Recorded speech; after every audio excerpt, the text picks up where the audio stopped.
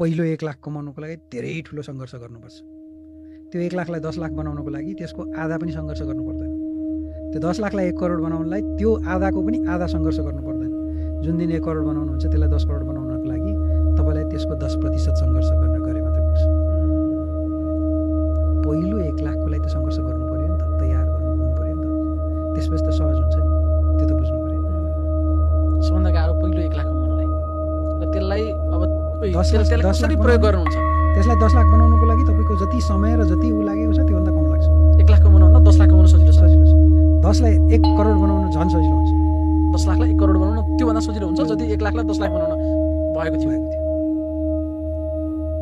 यसलाई अझै बुझ्ने गरी भन्दा कसरी बुझ्ने सर? यसलाई यो यसो भन्न खोजेको कुरा छ। तपाईँले 1 लाख कमाउनुको लागि जे सेभिङ गर्नुको लागि जति मेहनत गर्नुपर्छ, जति सङ्घर्ष गर्नुपर्छ, जति सिकाइ हुन्छ, जति भोगाइ हुन्छ, जति पसिना बगाउनुपर्छ, त्यसले तपाईँलाई खारी दिइसकेको हुन्छ कि अब तपाईँले 1 लाई 10 बनाउनुको लागि जे गर्नुहुन्छ नि त्यति धेरै गर्नु परेन कि, किनकि तपाईँको अनुभव पनि आइसक्यो।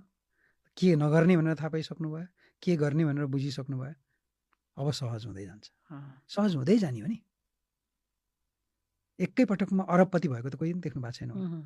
उनीहरू पनि लखपति करोडपति हुँदै अरबपति हुने हो होइन। कोही हजारपतिबाट लखपति भएर करोडपति हुने हो।